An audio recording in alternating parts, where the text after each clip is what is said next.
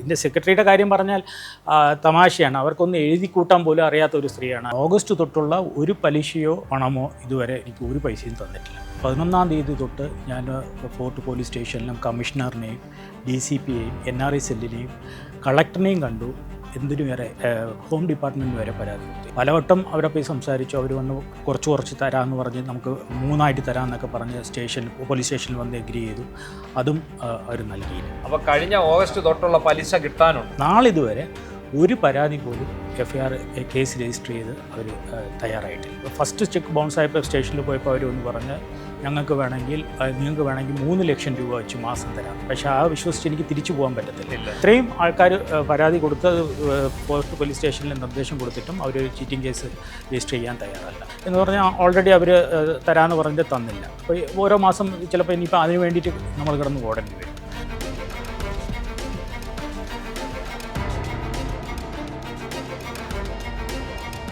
നമസ്കാരം. നമ്മുടെ നാട്ടിൽ സഹകരണ പ്രസ്ഥാനങ്ങൾ, അതായത് സഹകരണ സംഘങ്ങൾ, സൊസൈറ്റികൾ നടത്തുന്ന തട്ടിപ്പുകളുടെ കഥകളാണ് ദിനം പ്രതി പുറത്തു വന്നുകൊണ്ടിരിക്കുന്നത്. ഒരുപാട് സൊസൈറ്റികൾ നിക്ഷേപകർക്ക് പണം നൽകാതെ നിക്ഷേപകരെ വഞ്ചിച്ചും മുന്നോട്ട് പോവുകയാണ്. പല പരാതികളും നൽകി ഒരുപാടിടങ്ങളിൽ കയറിയിറങ്ങി പ്രായമായവരും രോഗികളുമായിട്ടുള്ളവർ ആത്മഹത്യയുടെ വക്കിലെത്തി നിൽക്കുന്ന ഒരു കാലഘട്ടമാണ്. സമാന രീതിയിലുള്ള ഒരു തട്ടിപ്പിന് ഇരയായിരിക്കുകയാണ് 21 വർഷം പ്രവാസിയായി ജോലി ചെയ്തിട്ടുള്ള മനോജ്. ഈ മനോജ് കരമന സ്വദേശിയാണ്. അദ്ദേഹം Thiruvananthapuram district depositors and collection agents cooperative society എന്ന് പറയുന്ന ഒരു സൊസൈറ്റിയിൽ തൻ്റെ ഭാര്യയുടെ പേരിൽ 30 ലക്ഷം രൂപ നിക്ഷേപിച്ചു. അത് വിദേശത്ത് അദ്ദേഹം കഷ്ടപ്പെട്ട് ജോലി ചെയ്ത് 20 വർഷത്തിലധികമായി അവിടെ കഠിനാധ്വാനം ചെയ്ത് സമ്പാദിച്ച പണമാണ്. ഒരു സുഹൃത്തിൻ്റെ പ്രേരണയാലാണ് അദ്ദേഹം ഈ പൈസ ബാങ്കിൽ നിക്ഷേപിച്ചത്. കഴിഞ്ഞ ഡിസംബറിൽ ഈ പൈസയുടെ കാലാവധി കഴിഞ്ഞു, ഫിക്സഡ് ഡെപ്പോസിറ്റിൻ്റെ കാലാവധി കഴിഞ്ഞു. എന്നാൽ ഈ പണം ഇതുവരെ മടക്കി നൽകാൻ ഈ സൊസൈറ്റിയുടെ അധികൃതർ തയ്യാറായിട്ടില്ല. നിരവധി പരാതികൾ മനോജ് നൽകി, പോലീസിൽ നൽകി. അതുപോലെ ബഡ്സ് ആക്ട് പ്രകാരമുള്ള കേസെടുക്കണമെന്ന് ആവശ്യപ്പെട്ട് നൽകി. എങ്കിലും ഇതുവരെ യാതൊരു നടപടിയും പോലീസിൻ്റെ ഭാഗത്തുനിന്ന് ഉണ്ടാകുന്നില്ല. കേസെടുക്കാൻ അവർ തയ്യാറാകുന്നില്ല. എന്ന് മാത്രമല്ല, അദ്ദേഹത്തെ അധിക്ഷേപിക്കുന്ന രീതിയിലാണ് ബാങ്ക് സൊസൈറ്റി അധികൃതരുടെ ഒരു പെരുമാറ്റം. ഇതേക്കുറിച്ച് മനോജ് തന്നെ നമ്മളോട് സംസാരിക്കുന്നുണ്ട്. ഇത് എന്നാണ് നിങ്ങൾ ഈ പണം ഇവിടെ നിക്ഷേപിച്ചത്? 2022 ഞാനിത് നിക്ഷേപിച്ചത്. 30 മാസത്തേക്കാണ് നിക്ഷേപിച്ചത്. എന്നാൽ 2025 തന്നെ അവർ പലിശ തരാതെയും ഇതൊക്കെ ബാങ്കിൽ പ്രശ്നമാണെന്ന് അറിഞ്ഞിട്ട് ഞാൻ അവിടെ പോയി സംസാരിക്കുകയും ഓഗസ്റ്റ് തൊട്ടുള്ള ഒരു പലിശയോ പണമോ ഇതുവരെ എനിക്ക് ഒരു പൈസയും തന്നിട്ടില്ല. പലവട്ടം അവരെ പോയി സംസാരിച്ചു. അവർ വന്ന് കുറച്ച് തരാമെന്ന് പറഞ്ഞ് നമുക്ക് 3 തരാമെന്നൊക്കെ പറഞ്ഞ് പോലീസ് സ്റ്റേഷനിൽ വന്ന് എഗ്രി ചെയ്തു. അതും അവർ നൽകിയില്ല. എന്നിട്ട് ഇപ്പം ഞാൻ ഏപ്രിൽ 10-ാം തീയതിയാണ് ഞാൻ നാട്ടിലോട്ട് വരുന്നത്. 11-ാം തീയതി തൊട്ട് ഞാൻ ഫോർട്ട് പോലീസ് സ്റ്റേഷനിലും കമ്മീഷണറിനെയും DCPയെയും NRI സെല്ലിനെയും കളക്ടറിനെയും കണ്ടു. എന്തിനു വരെ ഹോം ഡിപ്പാർട്ട്മെൻറ്റ് വരെ പരാതി കൊടുത്തു. എന്നാൽ നാളിതുവരെ ഒരു പരാതി പോലും FIR കേസ് രജിസ്റ്റർ ചെയ്ത് അവർ തയ്യാറായിട്ടില്ല. ഇത് ഈ പൈസ നിക്ഷേപിക്കേണ്ട ഒരു സാഹചര്യം എന്താണ്? എൻ്റെ ഒരു സുഹൃത്ത് അവിടെ ഒരു മാനേജറായിരുന്നു. പുള്ളി എൻ്റെ ബാല്യകാല സുഹൃത്താണ്. അപ്പം പുള്ളിയുടെ ഒരു കെയർ ഓഫിലാണ്, പുള്ളിയുടെ ഒരു കൺഫർമേഷനിലാണ് ഞാനവിടെ അത് ഇട്ടത്, പുള്ളിയുടെ ഒരു അഷുറൻസിൽ. ഇത് ഈ പണം വേറെ ബാങ്കിൽ വല്ലതും ഇട്ടിരുന്നതാണോ, നിക്ഷേപിച്ചിരുന്നതാണോ? മുമ്പ് CFCICA എന്ന് പറഞ്ഞിട്ടൊരു ബാങ്കുണ്ട്, അവിടെ ഇട്ടിരുന്ന പൈസയായിരുന്നു.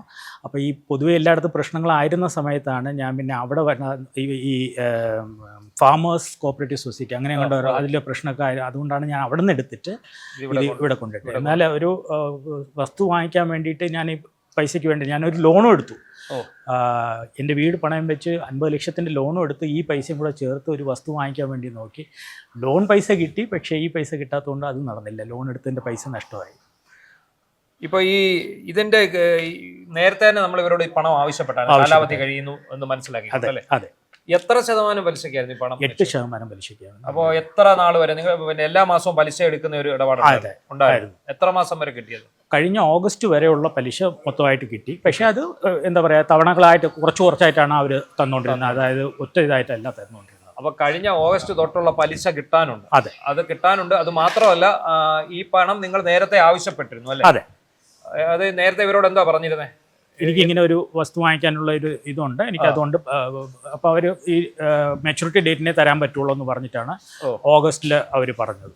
അപ്പം അതിന് നിങ്ങൾക്ക് ഉറപ്പായിട്ടും തോന്നുന്നത് അവരൊരു ചെക്ക് തന്നായിരുന്നു 31,30,000 ചെക്ക് ഡിസംബർ 31 ഡേറ്റ് ഇട്ട് എനിക്ക് തന്നിരുന്നു. അതെ. എന്നിട്ട് ആ ചെക്ക് നമ്മൾ പ്രസന്റ് ചെയ്തു. അത് ബൗൺസ് ആയി എൻ്റെ പേപ്പറും ഉണ്ട്.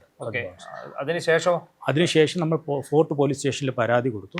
അപ്പോൾ അവർ ഒന്ന് പറഞ്ഞു ഞങ്ങൾക്ക് ഒരുമിച്ച് തരാനുള്ള ബുദ്ധിമുട്ടുണ്ട്, അതുകൊണ്ട് നമ്മൾ 3 തരാം. അങ്ങനെ ഫെബ്രുവരി 28, മാർച്ച്, ഏപ്രിൽ അങ്ങനെ 3 മാസം ഇത് 3 തവണയായിട്ട് തിരിച്ച് 3 ചെക്കായിട്ട് 10 ലക്ഷം രൂപ വീതമുള്ള ചെക്കായിട്ട് തന്നു. ആ 3 ബൗൺസ് ആയി. അത് ഒരെണ്ണം കൊടുത്തപ്പം അത് 3 കൂടെ ഒന്നിച്ചാണോ കൊടുത്തത്? ഇല്ല, ഫെബ്രുവരിയിലുള്ളത് ഫെബ്രുവരിയിൽ കൊടുത്തു, മാർച്ച് പിന്നെ ഏപ്രിൽ 3. അതിനുശേഷം ഇവരെന്തെങ്കിലും നമ്മൾ ഈ ചെക്ക് കൊടുക്കുന്നു, അപ്പൊ ഈ ചെക്ക് മടങ്ങുന്ന സമയത്ത് ഇവര് എന്തെങ്കിലും പറയുന്നു? ഇപ്പം കഴിഞ്ഞ പ്രാവശ്യം ഫസ്റ്റ് ചെക്ക് ബൗൺസ് ആയപ്പോൾ സ്റ്റേഷനിൽ പോയപ്പോൾ അവരൊന്ന് പറഞ്ഞ് നിങ്ങൾക്ക് വേണമെങ്കിൽ 3 ലക്ഷം രൂപ വെച്ച് മാസം തരാമെന്ന്. പക്ഷേ ആ വിശ്വസിച്ച് എനിക്ക് തിരിച്ചു പോകാൻ പറ്റത്തില്ല എന്ന് പറഞ്ഞാൽ ഓൾറെഡി അവർ തരാമെന്ന് പറഞ്ഞിട്ട് തന്നില്ല. അപ്പോൾ ഓരോ മാസം ചിലപ്പോൾ ഇനിയിപ്പോൾ അതിന് വേണ്ടിയിട്ട് നമ്മൾ കിടന്ന് ഓടേണ്ടി വരും. അതുകൊണ്ടാണ് നമ്മൾ അതിനെ എഗ്രി ചെയ്യാത്തത്. ഇതിപ്പോ ഈ depositors and collection agents cooperative society എന്നാണ് പറയുന്നത്. ഇത് ഏതെങ്കിലും രാഷ്ട്രീയ പാർട്ടിയുടെ ലേബലിലുള്ളതാണെന്ന് അറിയാം? അങ്ങനെ ഡയറക്റ്റ്ലി ഒരു രാഷ്ട്രീയ പാർട്ടികൾ അതിലില്ല. പക്ഷേ കുറച്ച് ആൾക്കാർ BJPയുടെ അനുകൂലമായിട്ടുള്ള ആൾക്കാരുണ്ട്. ഇതിനകത്ത് ഇപ്പോൾ ഒരു പ്രസിഡന്റിന്റെ പേര് ഒരു മധുസൂദൻ നായർ, സെക്രട്ടറി ഒരു സന്ധ്യ റാണി. ഇതിന്റെ ഡയറക്ടർ ബോർഡ് മെമ്പേഴ്സ് ഉണ്ട്. എത്ര ബോർഡ് മെമ്പേഴ്സ് ഉണ്ട്? എത്ര പേരെന്നുള്ളത് എനിക്കറിയത്തില്ല. അപ്പോൾ ഇന്ന് രാവിലെ ഒരു സ്റ്റേഷനിൽ വന്നപ്പോൾ അവർ പറഞ്ഞു പുതിയ ബോർഡാണ്, 2 ആഴ്ചയായെന്ന് അവർ പറയും. ഈ സമാനമായ പരാതികൾ വല്ലതും ശ്രദ്ധയിൽപ്പെട്ടിട്ടുണ്ട്? അതായത് ഇതുപോലെ നിങ്ങൾ വിട്ടതുപോലെ തന്നെ പണം ആരെങ്കിലും ഇവിടെ? ഞാൻ ജാനുവരിയിൽ ആദ്യത്തെ പരാതിയായിട്ട് സ്റ്റേഷനിൽ പോകുമ്പോൾ അവർക്കെതിരെ ഒരു FIR ഉണ്ടായിരുന്നു. അവരിന്ന് ജാമ്യം എടുക്കാൻ വേണ്ടിയിട്ടായിരുന്നു അന്ന് സ്റ്റേഷനിൽ പോയിരുന്നത്. ഇപ്പോൾ കഴിഞ്ഞ മാസം ഞാൻ സ്റ്റേഷനിൽ പോയിരുന്ന സമയത്ത് ഒരു സുസ്മിത എന്ന് പറഞ്ഞൊരു സ്ത്രീ, പാളയത്തുള്ളൊരു സ്ത്രീ, അവർക്ക് 50,000 ചിട്ടി പൈസ കിട്ടാനുണ്ടെന്ന് പറഞ്ഞാൽ, പക്ഷേ അത് ഒരു സ്റ്റേഷനിൽ വെച്ച് തന്നെ സെറ്റിൽ ചെയ്തു, പൈസ കൊടുത്തിട്ടുണ്ട്. അത് അവരുടെ നമ്പറും എൻ്റെ കയ്യിൽ കിട്ടി.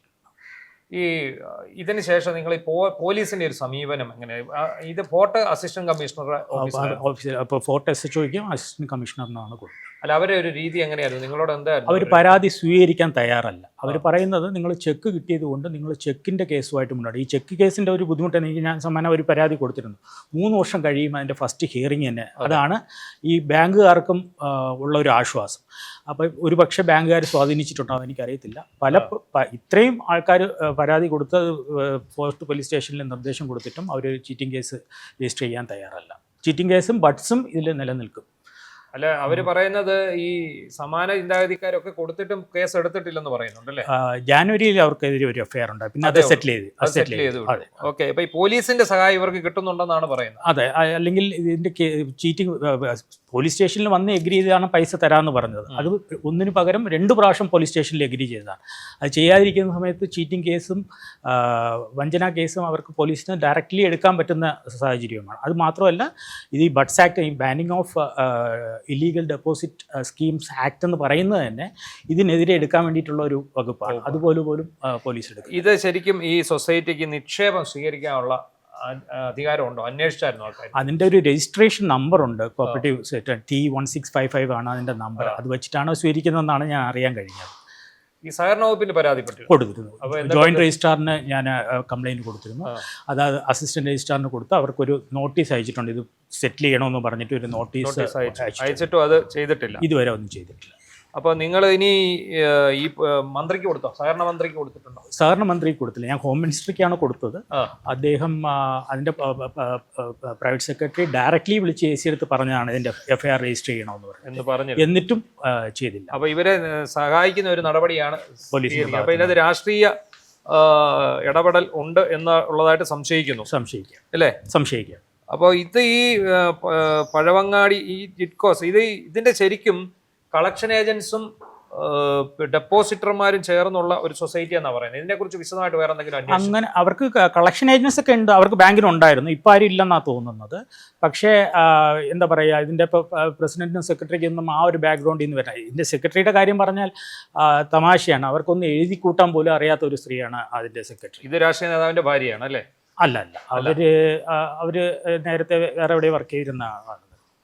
ഓക്കെ, ഇനിയിപ്പോൾ നമ്മൾ ഇത്രയൊക്കെ പരാതികൾ നൽകിയിട്ടും ഒരു തീരുമാനമാകാത്ത സാഹചര്യത്തിൽ നമുക്ക് അടുത്ത പ്ലാൻ എന്താണ്? ഇനിയിപ്പോൾ ഞാൻ കോടതിയെ സമീപിക്കാനാണ് ഇനി അടുത്തത് ഞാൻ ചെയ്യുന്നത്. ഇപ്പോൾ കോടതിയിലെ ഒരു ബുദ്ധിമുട്ട് എന്താന്ന് പറഞ്ഞു കഴിഞ്ഞാൽ ഇവർ ചെക്കും തന്നിട്ടുണ്ട്, എന്നാൽ ചീറ്റിംഗ് കേസ് നമുക്കിത് നിലനിൽക്കണം. നമുക്ക് രണ്ടും കൂടെ ചെന്നിട്ട് കോടതിയിൽ ഇതും പോകാൻ പറ്റത്തില്ല. ഐദർ നമുക്ക് ചെക്കിന് പോവാം അല്ലെങ്കിൽ ചീറ്റിങ്ങിന് പോവാം. അതുകൊണ്ടാണ് നമ്മൾ ഈ പോലീസ് സ്റ്റേഷനിൽ ഇതെടുക്കണമെന്ന് നമ്മൾ ഈ ആവശ്യപ്പെട്ടത്. ചെക്ക് തന്നപ്പോൾ നമ്മൾ എന്തെങ്കിലും എഴുതി ഒപ്പിട്ട് കൊടുത്തിട്ടുണ്ടോ ഇവർക്ക്? ചെക്ക് കൈപ്പറ്റി എന്ന് പറഞ്ഞല്ലോ. ഇല്ല, അങ്ങനെയൊന്നും കൊടുത്തിട്ടില്ല. ഓക്കെ, അപ്പൊ ഇനി കോടതിയെ സമീപിച്ച് കേസെടുക്കുക, ചെക്ക് കേസ് കൊടുക്കാനേ പറ്റൂ. അതിന് ശ്രമിക്കുകയാണ്. അപ്പം അത് ശ്രമിച്ച അതിൽ പ്രശ്നം എന്താണെന്ന് പറഞ്ഞാൽ ഒരു ചെക്ക് കേസ് കൊടുത്തു കഴിഞ്ഞാൽ എൻ്റെ ഫസ്റ്റ് ഹിയറിംഗ് തന്നെ 3 വർഷം കഴിയും. അപ്പൊക്കെ നമ്മുടെ കാര്യങ്ങൾ സാധിക്കാതെ വരും. അപ്പൊ ശരിക്കും നമ്മൾ പെട്ട ഒരു അവസ്ഥയിലാണ്. ഇപ്പൊ ഇനി വിദേശത്തെ ജോലിയിൽ നിന്ന് ഇപ്പൊ അവധിയെടുത്ത് ഇതിനായിട്ട് ഞാൻ ഏപ്രിൽ 10-ാം തീയതി വന്നാണ്. ഇന്ന് ഞാൻ ഈ ഞായറാഴ്ച, ഞാൻ തിങ്കളാഴ്ച പോകാനിരുന്നതാണ്. ഞാനിത് കേസ് എടുക്കുന്നുള്ളത് കൊണ്ട് ഞാൻ ഞായറാഴ്ചത്തേക്ക് ടിക്കറ്റ് മാറ്റി. അപ്പൊ പോലീസ് നമ്മളെ ചതിക്കുകയാണ്, പോലീസ് നമ്മളെ സഹായിക്കുന്നില്ല എന്നുള്ളതാണ് സത്യം. കളിക്കുകയാണ്.